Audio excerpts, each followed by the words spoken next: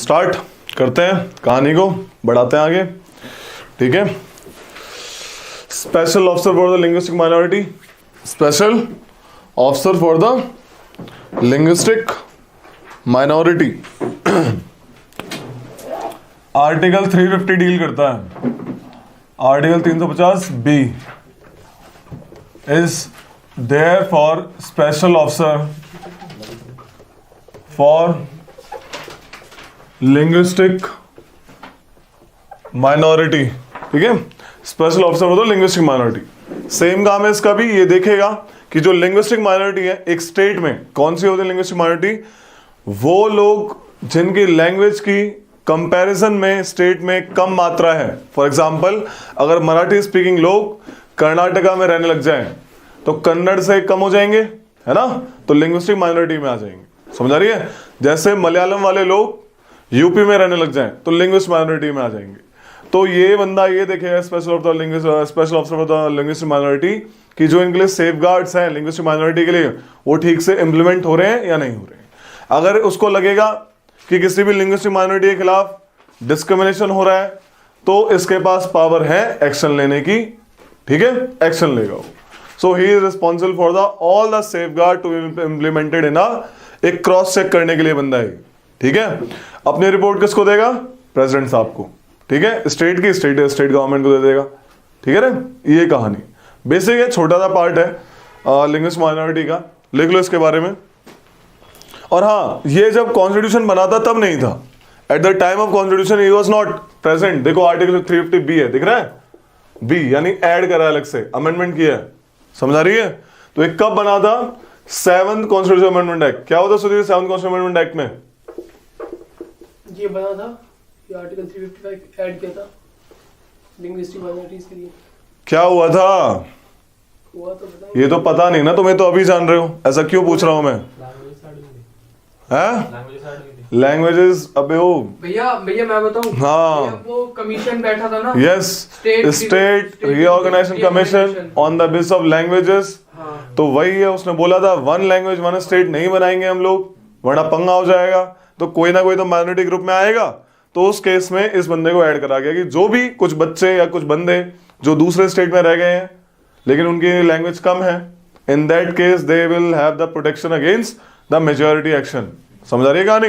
तो लिखो कहानी कि the 7th constitutional amendment act, the 7th constitutional amendment act, लिखो क्या 7th कॉन्स्टिट्यूशनल अमेंडमेंट एक्ट, क्या लिखा है मैंने? 7th constitutional amendment act 1956 inserted a new article 350B, inserted a new article 350B in part 17th of the constitution. The article contains the following things. Article contains the following provisions. Number 1, there should be a special officer. There should be a special officer for linguistic minorities. There should be a special officer for the linguistic minority. He is to be appointed by the President of India. He is to be appointed by the President of India. ठीक है? Second provision लिखो इसमें। Second provision, it would be the duty of special officer, it would be the duty of special officer to investigate all matters, it would be duty of special officer to investigate all matters relating to the safeguards provided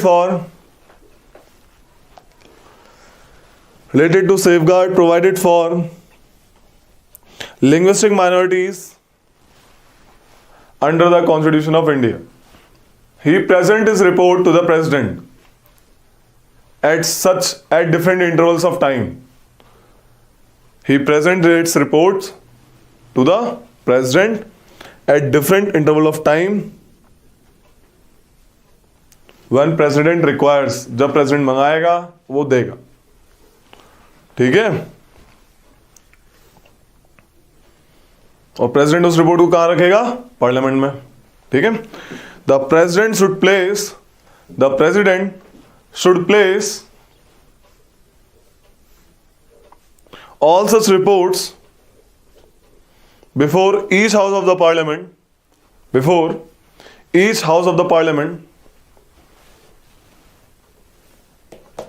and send to the government of the state concerned. ठीक है, इस बंदे का headquarter कहां पे है? Special officer the linguistic minority का इलाहाबाद में। यानी अब क्या हो जाएगा ये? प्रयागराज। इसके 3 रीजनल हेडक्वार्टर हैं, केबीसी, कोलकाता, बेलगाम, चेन्नई। बेलगाम कर्नाटका। लिख लो, the headquarter of the commissioner is in Allahabad, Uttar Pradesh. He has 3 regional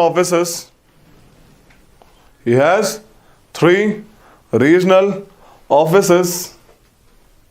At Belgaum, Karnataka, Chennai, Tamil Nadu, Kolkata, west Bengal. काफी है। अगला है CAG, comptroller and auditor general of India. इससे क्वेश्चन आते हैं, बेसिक है। कैग प्रेसिडेंट हटा देगा, वही अपॉइंट करता हुआ बैठाएगा।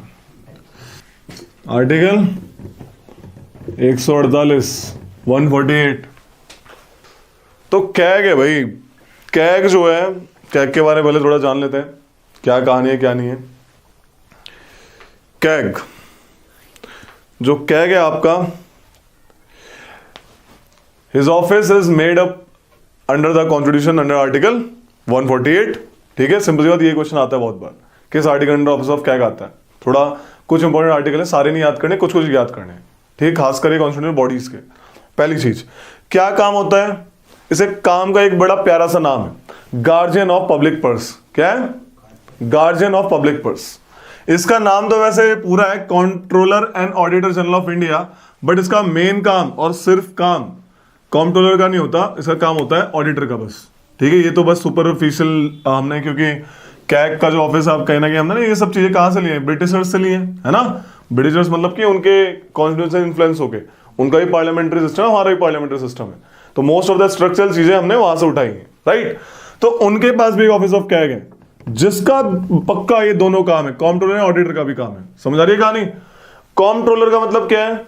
अगर सरकार पैसे निकालेगी, निकालते टाइम जैसे बजट वाला टाइम, तो भी कैग की परमिशन चाहिए, उसका मतलब होता है कॉम्प्ट्रोलर। ऑडिटर यानी खर्च करने के बाद वो ऑडिट कर सकता है कि भाई कितना पैसा गया और सही गया गलत गया, उस बताते हैं, उसके बारे में और बताते हैं। ठीक है, समझ आ रहा है? तो हमारा जो बंदा है, हमारा बस जाने के बाद काम करता है, उसका कोई रोल नहीं है पैसे निकालने में। है कोई रोल? बजट के टाइम पे कैग की कोई बात आई थी? नो, कोई बात नहीं आई बजट के टाइम पे। समझ आ रही है? तो हमारा जो बंदा है उसका इससे काम नहीं होता, लेकिन ब्रिटेन का जो बंदा है, ब्रिटेन का जो कैग है, ब्रिटेन का कैग, उसके दोनों काम होते हैं, सरकार को पैसे निकालते टाइम भी और सरकार को पैसे खर्च करने के बाद वो ऑडिट भी कर सकता है। समझ आ रही है? तो ये कहानी है, समझ आ रहा है? कैग, तो ब्रिटेन का कैग का काम क्या है? पैसे निकालते टाइम भी उसकी पावर है, और पैसे निकालने के बाद ऑडिट के टाइम भी। अब ऑडिट क्या होता है? हमारा कैग ब्रिटिश के कैग से इस चीज में डिफरेंट है। समझ आ रही है? आता है क्वेश्चन ही, हमारा कैग ब्रिटेन के कैग से कैसे डिफरेंट है? इस सेंस में डिफरेंट है बिकॉज हमारे कैग का बस ऑडिट का काम है, ये नाम में कॉम्प्ट्रोलर जबरदस्ती जोड़ रखा है। समझ आ रही है कहानी? पहली चीज। दूसरी चीज, कैग का काम क्या है? कैग का काम है ऑडिट करना। ऑडिट क्या होता है ये देखना।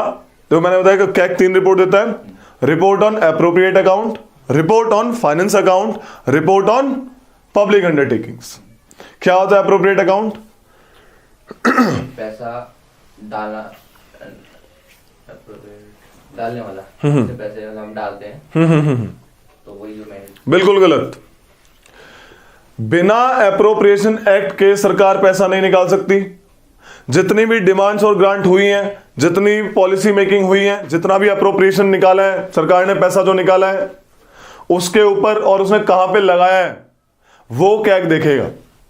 सपोज स्वच्छ भारत के लिए पैसा आया, फोटो वोटो डाली पीएम साहब में, सीएम साहब ने झाड़ू लगाते हुए, लेकिन झाड़ू ही लगाते हुए बस उतने पोर्शन की झाड़ू लगी थी, बाकी पीछे बैकग्राउंड में देखो मीडिया वालों के पीछे तो कैमरा नहीं है, गटर था एकदम, नाले बह रहे हैं, समझ आ रही है? तो काइंड ऑफ दैट थिंग। तो कैग देखेगा, यहां पे बोला साफ सफाई में हो गए भी, यहां पे कैग को पता लगा, कैग ने रिपोर्ट देखी कि भाई जो स्वच्छ भारत अभियान था उसमें लग गए करीब 400-500 करोड़ रुपए लग गए। कैग गया, बोला अच्छा यहाँ पे क्या कहते हैं यूपी के किसी गांव में गया, बोला यहाँ पे हुआ था, बोला हाँ यहाँ पे जीरो क्या बोलते हैं ओपन डेफिकेशन फ्री गांव है। बोला ठीक है, एक रात सो के देखूंगा, देखता हूँ सुबह सुबह कौन कौन बोतल या लोटा लेके जाता है। कैग उठा सुबह सुबह, देखा तो भाई पूरा गांव गायब था छत के ऊपर चढ़ देखा सारे आ रहे हैं वहां से बोतल तो ले लेके।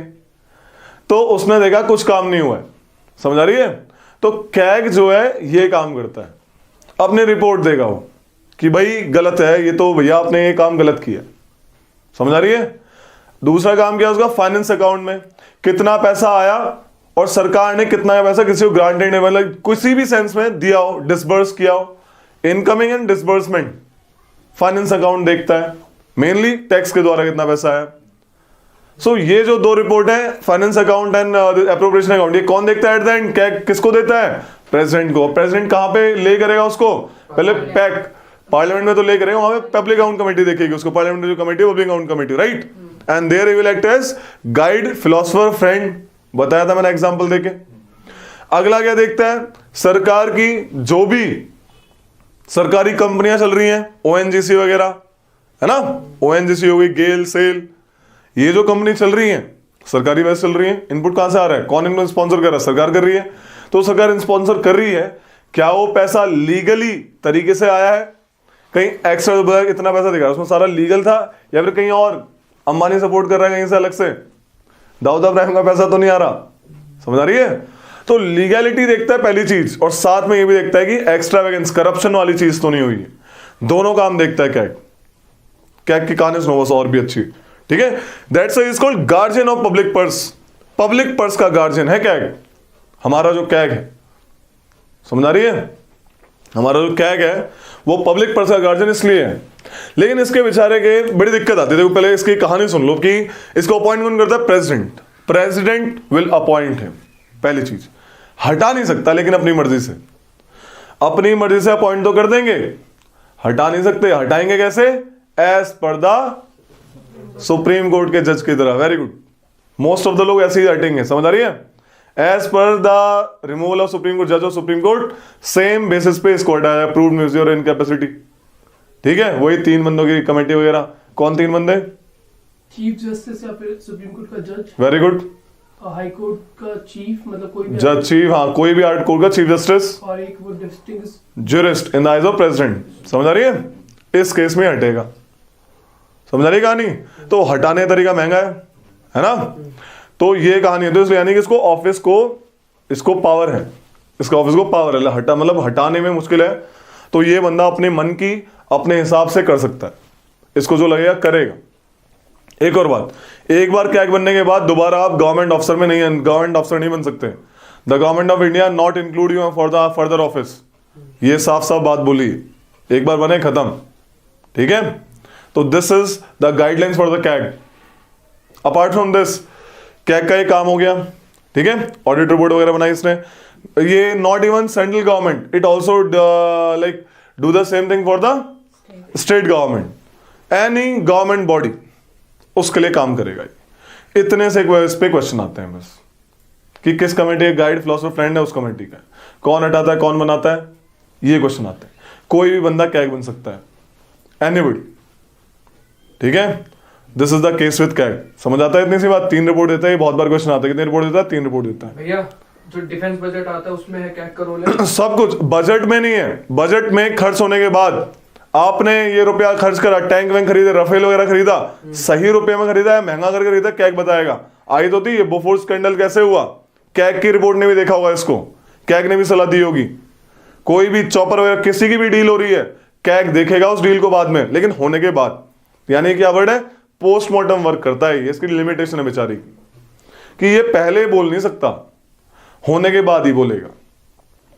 क्या कैग प्रेसिडेंट का एजेंट है? No, he is the agent of parliament, क्योंकि पार्लियामेंट में लेमैन होते हैं, लेमैन अनपढ़ in the sense of in technical field, ठीक है, वो बेचारे ग्राउंड लेवल से उठ के आते हैं, उनको हेल्प करता है CAG. He is the agent of parliament, the word is he is the agent of parliament, तभी पार्लियामेंटरी कमेटी को गाइड फिलोसफर फ्रेंड बोलते हैं। He is not agent of any government or anybody and nobody represent the CAG. CAG को खुद CAG ही represent करेगा, ये नहीं CAG नहीं है तो कोई दूसरा आ जाए, नो, ओनली कैग। नहीं है तो वेट करो, कैग ही आएगा, ताकि स्टेट्स के पास होते हैं ऐसे, मतलब जैसे प्रेसिडेंट की जगह पर गवर्नर आता है, हाँ हाँ, कैग की जगह पर भी होते हैं, स्टेट गवर्नमेंट का भी कैग करेगा पूरा, इसमें कैसे हैंडल करता हूँ? पूरा ऑफिस है, अकेला तुम पोस्ट अकेली देख रहे हो, पूरा ऑफिस है इसका। जैसे यूपीएससी का चेयरमैन होता है, पूरा ऑफिस होता है उसका, ऐसे बहुत बड़ा ऑफिस है, न्यू दिल्ली में इसका हेडक्वार्टर है। Girish Chandra Murmu is president CAG, तो he is a head assisted by so many government officer, और उनके अंडर पूरी पावर यही बंदा देखता है, ठीक है, ये निर्माता करता धरता सब, ही इज द पर्सन मेन। इस बंदे को कॉन्स्टिट्यूशन पोस्ट दी गई प्रॉपर तरीके से, ये देखेगा, गार्जियन ऑफ पब्लिक पर्स, ठीक है, ऐसे मत समझो कि अकेला है, he is assisted by so many members. But भैया इतने सारे रिपोर्ट चेक भी नहीं कर पाता हो ना, कितनी सारी रिपोर्ट्स हैं, जैसे वो उस पे छोड़ दो, वो उस पे छोड़ दो, बनाने चाहिए ना रिजर्व। टेंशन की बात नहीं है, हर बार 3 रिपोर्ट देता है ये हर साल, ठीक है, एवरी टाइम एवरी ईयर, हर एक स्टेट को भी अलग अलग मामला देखता है। जहां पे देखो क्या है ना, वही वाली बात है कि इलेक्शन हो रहे हैं, अब हर ईवीएम को जाके चेक नहीं करेंगे, अपनी तरफ से तो उन्होंने सही किया है, लेकिन जहां पे अब रैंडम क्यों बोलते हैं, इंस्पेक्शन में से रैंडम क्यों होता है, ताकि क्लैरिटी वाली चीज है, समझ आ रही है, तो रैंडम किसी को भी या फिर कोई भी इसकी नॉलेज में जो होगा उसको उठा के पकड़ेगा। रॉ का काम क्या है, इंटेलिजेंस प्रोवाइड करना, है ना, इतनी बड़ी इतना बड़ा एरिया है, अब रॉ का तो चीफ एक ही होता है ना, बट कर रही है ना वो गार्ड, तो ऐसे ही ये भी कर रहा है guardian of public purse.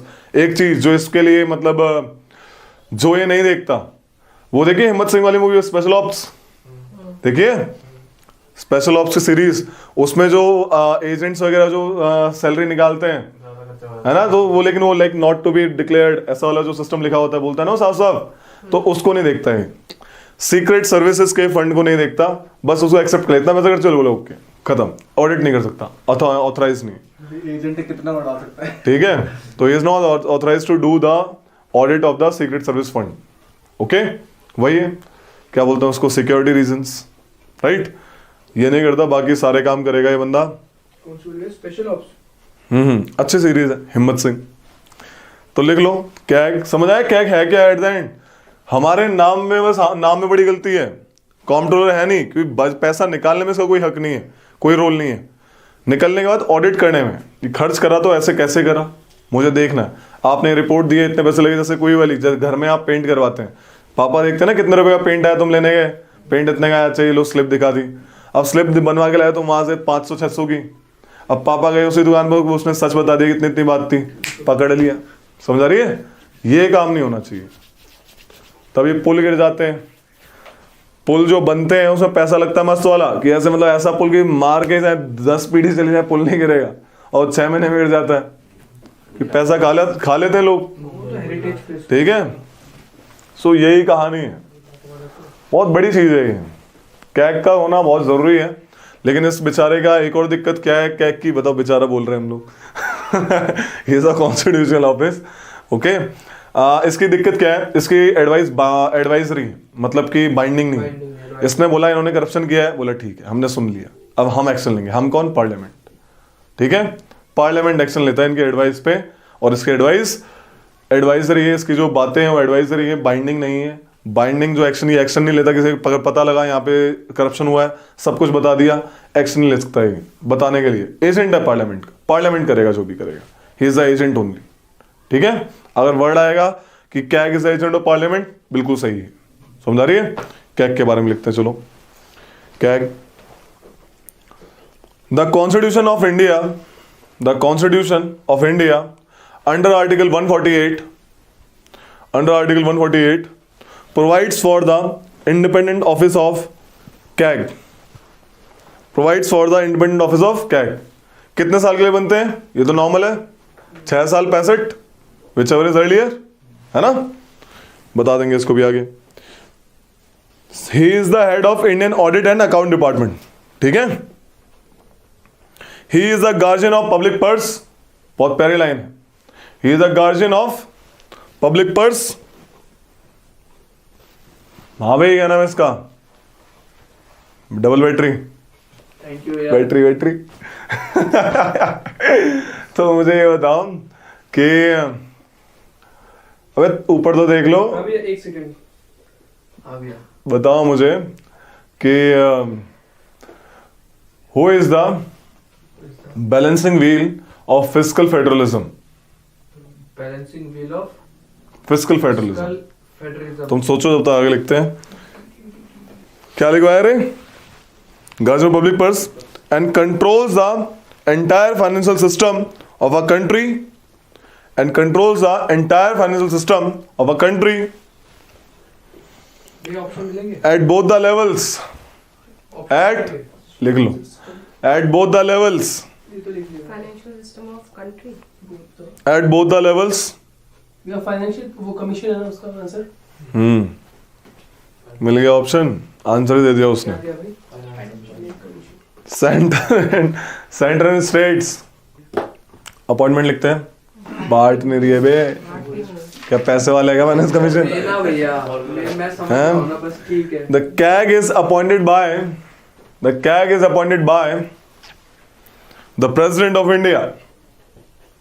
President. लिखो, President of India by warrant under his hand and seal. By warrant under his hand and seal. ठीक है? ये भाई साहब ओथ भी लेते हैं। He takes the oath before entering upon his office. CAG takes the oath before entering upon his office. लिखना है ये? क्यों नहीं लिखना? किसके सामने? प्रेसिडेंट साहब के सामने, बिफोर द प्रेसिडेंट साहब।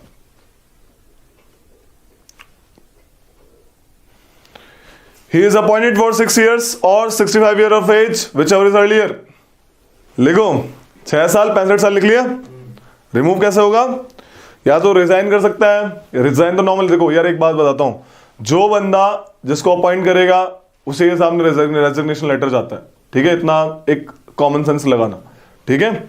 Apart from this, he can be removed by the president on the same ground. He can be removed by the president on the same ground as the judge of supreme court के जज की तरह निकालते हैं तो सारी की सारी कहानी सुप्रीम कोर्ट के जज के बराबर। कितनी सैलरी मिलेगी? 2.5 लाख, है ना? तो ये हल्का फुल्का लिख लो ये कि no minister can represent the CAG in the parliament. कोई भी मिनिस्टर नहीं रिप्रेजेंट कर सकता पार्लियामेंट में कैग को। And no minister can be, बस ये इतना काफी। No minister can represent the CAG in the parliament. Functions लिखो, duties and powers. He audits the account of central government as well as state government. He audits the account of central government as well as state government. Central government as well as state government. He audits the account of any other authority. He audits the account of any other authority when requested by the president or governor. किसी और भी authority का account भी audit कर सकता है अगर इसको रिक्वेस्ट करेंगे प्रेसिडेंट साहब या गवर्नर। जैसे कि लोकल बॉडी का अकाउंट ऑडिट कर दो, बोला कर दो, बोला इस ग्राम सभा का अकाउंट ऑडिट कर दो, कर दो। समझ आ रही है? इस टाइप से प्रेसिडेंट और गवर्नर। यप।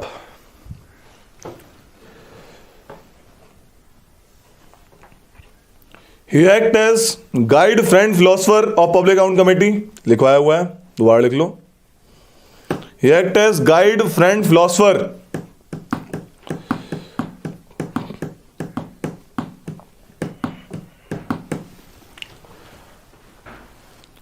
अगला लिखो, the CAG presents 3 audit report to the president. 3 report देता है प्रेसिडेंट को। कौन कौन सी? AFP, audit report on appropriation account, audit report on finance account, audit report on public undertaking, audit report on appropriation account, audit report on finance account, audit report on public undertaking, finance appropriate account, finance account and public undertaking. The CAG upholds the accountability of executive.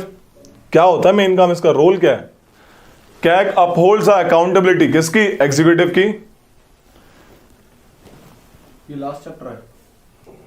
CAG upholds the accountability of the executive to the parliament in financial sphere through audit reports, through his audit report. He is the agent of parliament. ये word important है, आता है बहुत बार. He is the agent of parliament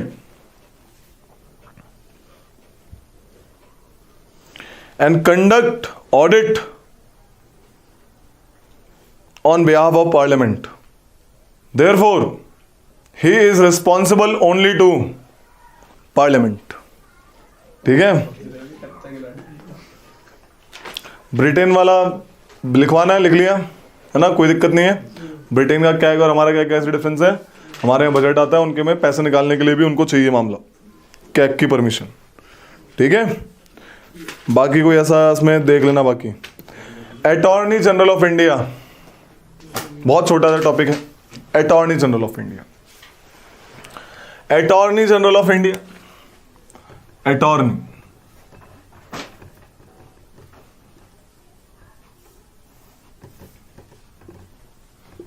India. ठीक है. तो attorney general, attorney general is the highest law officer of a country. Highest law officer of a country is attorney general. Article 76 में आते हैं. क्या क्वेश्चन आता है इस पे? कौन अपॉइंट करता है? प्रेसिडेंट साहब करते हैं. को ऐसे हटा सकते हैं, कभी भी हटा सकते हैं. आज मन आएगा आज हटा देंगे, कोई रूल नहीं है. इनको सैलरी मिलती है? नहीं. इन्हें प्रसाद मिलता है, रीन्यूमरेशन. क्या मिलता है? रीन्यूमरेशन. प्रसाद टाइप का मिलता है, मतलब सैलरी होती है, सैलरी वर्ड यूज नहीं है. Word is remuneration. कितना मिलेगा? जितना प्रेसिडेंट डिसाइड करेंगे. कौन बन सकता है? A person who is eligible to become a जज ऑफ सुप्रीम कोर्ट. कौन कौन बन सकता है जज of supreme court? A person who has held office of high court for 5 years, a person who has held office of advocate of high court for 10 years, और a person of having distinct duties in eyes of president. समझ आ रही है? ये बंदा बनेगा. काम क्या है? गवर्नमेंट ऑफ इंडिया को रिप्रेजेंट करना सारी की सारी कोर्ट में, सारी क्या, high court and supreme court, जहां पे भी केस गवर्नमेंट ऑफ इंडिया के खिलाफ में होगा. जैसे तुमने ना, जैसे मतलब Keshavananda Bharati case versus state of Kerala, वहां पे एडवोकेट जनरल खड़ा होगा केरला की तरफ से, जहां पे union of mineral case versus union of India है ना. ये जो केसेस है नॉर्मल बेरूबारी यूनियन केस ऐसा करके, इन सारे केस जहां पे यूनियन ऑफ इंडिया वर्ड है, उसमें इंडिया की तरफ से कौन खड़ा होगा? प्रेसिडेंट साहब थोड़ी, पीएम साहब थोड़ी खड़े होंगे. अटॉर्नी जनरल ऑफ इंडिया इनको रिप्रेजेंट करेगा, इनकी तरफ से केस लड़ेगा. समझ आ रही है? ही विल रिप्रेजेंट, वकील टाइप. क्या अटॉर्नी जनरल गवर्नमेंट ऑफिसर है? नो. ये गवर्नमेंट सर्वेंट नहीं है, सरकारी नौकर नहीं है. कोई बोले ये नौकरी सरकारी है, बोला नो, कोई सरकारी नौकरी नहीं है. इनके पास पावर्स हैं, बड़ी प्यारी प्यारी पावर्स हैं इनके पास. As per Article 88, he can sit in any house of the parliament. Lok Sabha या राज्यसभा, किसी भी हाउस में कभी भी बैठ सकते हैं, किसी भी मीटिंग में पार्टिसिपेट कर सकते हैं. इनके पास राइट है पूरे ऑल ओवर इंडिया में किसी भी कोर्ट में बैठने का, ऑडियंस टू ऑल कोर्ट, किसी भी कोर्ट में बैठ सकते हैं. ठीक है. ये पावर है इनके पास. इनका ओहदा एक एमपी के बराबर होता है, मेंबर ऑफ पार्लियामेंट के बराबर. He enjoys all rights and immunities as the member of parliament. इतनी सी कहानी आती है बस. समझ आई? कोई बंदा बन सकता है. कौन सा बंदा? जो कि एलिजिबल हो जज ऑफ सुप्रीम कोर्ट बनने का. ठीक है. क्षेत्र के अंडर आता है आर्टिकल 76. ओके. कौन अपॉइंट करेगा? प्रेसिडेंट. कब तक के लिए? जब तक उनकी मर्जी. ऑल्दो ये 5 साल तक रहते हैं. ठीक है. क्योंकि सरकारी बंदा ना, एट द सरकारी नहीं है लिखित में, लेकिन काम तो सरकार के लिए कर रहा है एट द एंड. ठीक है. तो जब तक हाउस रहे तब तक, इसलिए बदल जाते हैं. ठीक है, उसमें एक ने लिखवाया फर्स्ट कैग कौन था, वो the first CAG of India V Narahari Rao, V Narahari Rao as advocate present करते हैं, कैसे करते हैं? एज एडवोकेट Advocate होता है। गवर्नमेंट ऑफ इंडिया को रिप्रेजेंट करता है। तो जब Advocate पार्ट होते हैं। अब सुनो मेरी बात, जब कोर्ट में जाते हैं तो वहां पे क्लाइंट को बोलने का हक नहीं होता, कौन लड़ता है उनकी तरफ से? Advocate। एडवोकेट। तो गवर्नमेंट ऑफ इंडिया थोड़ी बोलेगी, उनकी तरफ से वो खड़े होंगे। तो बहुत सारे होंगे ना, हाँ, बट एक ही होगा। एक ही होगा। एज ही एक होता है, इसके अंडर सोलिसिटर जनरल होते हैं लोअर रैंक्स, वो छोटे छोटे अलग अलग, but he will represent mainly. सारे केस में ये Yes, in every case of government of India involved, he will come. Lego, the Constitution under Article 76 provides for Office of Attorney General of India. He is the highest law officer of the country. Highest. The AG is appointed by President. He must be the person who is eligible to be the judge of Supreme Court. He must be the person who is eligible to be the judge of Supreme Court. कोई fix नहीं है इसकी term, ना कोई removal fix है, कौन करेगा? He can be removed by the president any time, any time.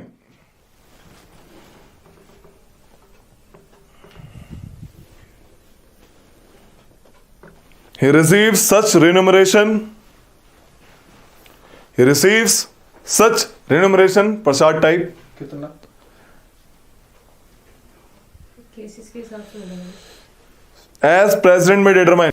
लिखो, to appear on the behalf of government of India in all cases in Supreme Court or any high court in which government of India is concerned.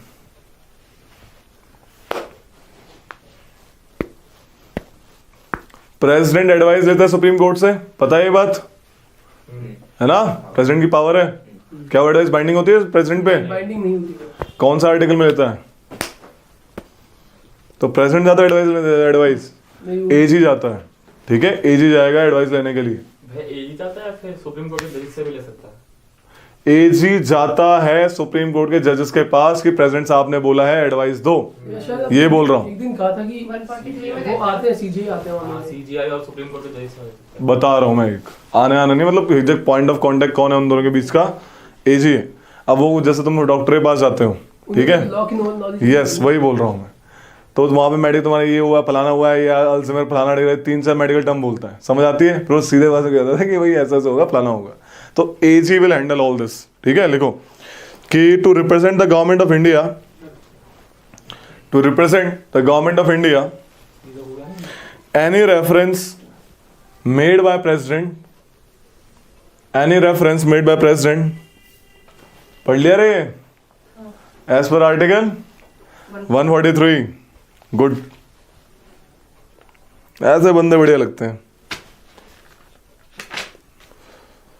लिख लो इसमें rights इसके, attorney general has the right of audience in all courts, right इसके पास इन territory of India, ठीक है। He has right to speak and take part in both the House of Parliament.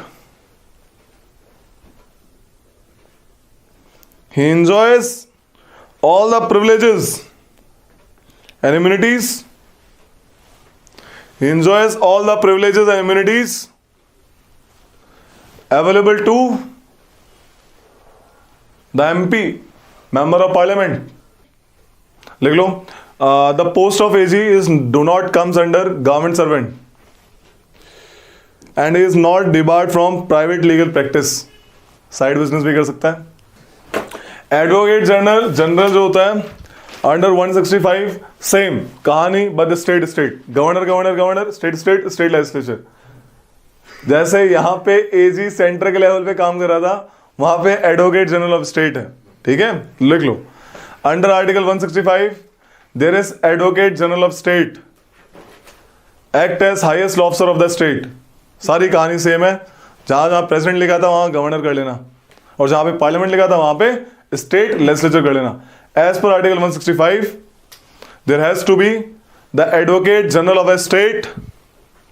He is a AG, मतलब advocate general of the state is highest law officer of the state.